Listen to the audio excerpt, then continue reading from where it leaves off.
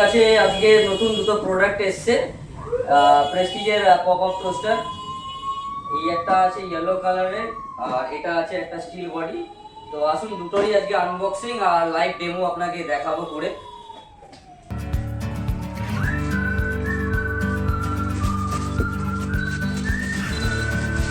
এটা আছে আমাদের pop up toaster yellow colour. এতে অনেক প্রিসেট মেনু পাবেন আপনারা, যেমন আছে ডিফ্রস্ট আছে, রিহিট আছে, ব্যাগেল আছে এবং ক্যান্সেল আছে।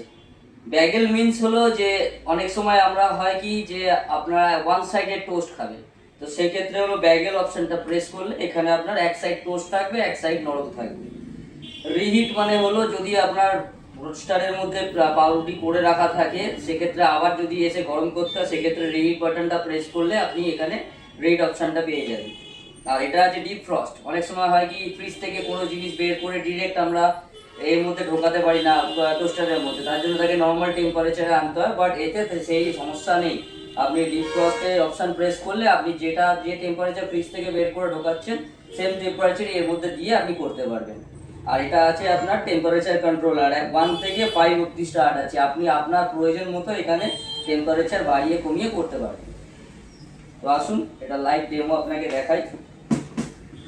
আর এটা আরেকটা যে সুবিধা সেটা হলো এখানে ডাস্ট ট্রে আছে, এইটা পজ করবেন আপনার টোস্টারে যে ডাস্ট থাকবে সেই টোস্টের যে ডাস্টগুলো সেইগুলো এর মধ্যে পড়ে থাকবে এবং আপনি এটা নিয়ে বাইরে ছেড়ে দিয়ে এটাকে আবার ভেতরে ইনসার্ট করে পুশ করে দিলে এটা লক হয়ে যাবে। পপ আপ টোস্টারের মডেল আছে যেটা স্টেনলেস স্টিল বডি আছে, এটাও আজকে আমরা আনবক্সিং করে আপনাদেরকে দেখাবো। এরপরে আমরা শুরু করবো দুটোতেই লাইভ ডেমো।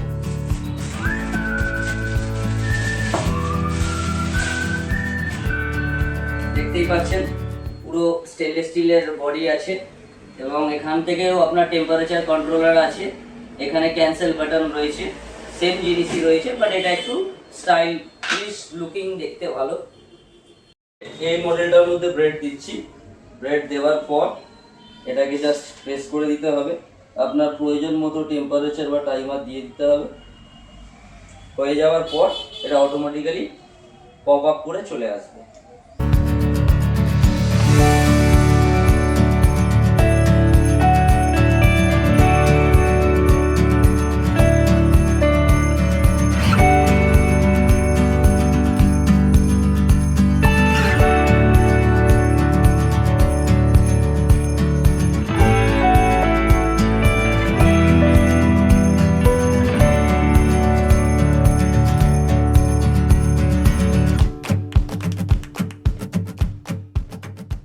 বলেছিলাম যে ডাস্ট ট্রে, সেই ডাস্ট ট্রের মধ্যে দেখুন আমাদের যে এক্সট্রা যে ডাস্টটা রয়েছে সেটা জমা হয়ে গেছে, যেটা এখানে আমরা আলাদা করে রেখে ঝেড়ে দিই, আবার এটা ক্লিন করে আবার আমরা ইউজের জন্য রেডি করতে পারি।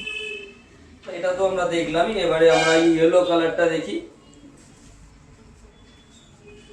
এটারও সেম প্রসেস, পাউরুটিগুলোকে এরকমভাবে দিয়ে দিতে হবে, দিয়ে দেওয়ার পর এটাকে জাস্ট প্রেস করে দিয়ে আপনার প্রয়োজন মতো টেম্পারেচার আপনি সেট করে রাখলেন। আমি 3-এ রাখছি, খুব একটা বেশি রাখছি না। দেখি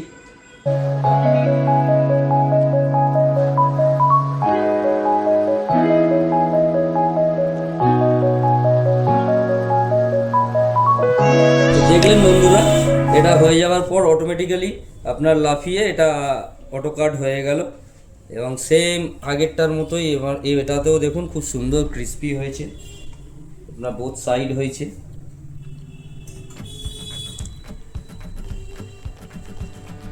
সেম আছে ডাস্ট ট্রেতে যেটা আমাদের জমা হলো সেটা এরকম দেখতে পাচ্ছেন। এই জিনিসটা এর মধ্যে আমরা আলাদা করে এরকম করে ফেলে দিয়ে আবার আমরা পরিষ্কার করে এটার মধ্যে রিলিজ করি। তো এটা যাদের টাইম শর্ট, যাদের অফিসে খুব তাড়াতাড়ি মানে দেরি হয়ে যায়, কিছু ব্রেকফাস্ট করে যেতে পারেন না, তাদের জন্য এটা সবথেকে ভালো বেস্ট অপশন রয়েছে যে জাস্ট ব্রেডটা আপনার পপ আপ টোস্টারে দিয়ে এটা রেডি করে যে কোনো জিনিস দিয়ে হালকা কিছু ব্রেকফাস্ট করে আপনি অফিসে বেরিয়ে যাবেন। বা নর্মাল বাচ্চাদের জন্য এটা খুব ভালো, সন্ধ্যেবেলায় যখন স্ন্যাক্স টাইম হোক বা সকালবেলা আপনার ব্রেকফাস্টের টাইমে এটা আপনি এই পপ আপ টোস্টারে করে আপনি ইজিলি বাচ্চাদেরকে সার্ভ করতে পারেন বা নিজেরাও কনজিউম করতে পারেন। তো এরপরে আমরা আবার আসবো নতুন কোনো প্রোডাক্ট নিয়ে, তখনকার জন্য নমস্কার।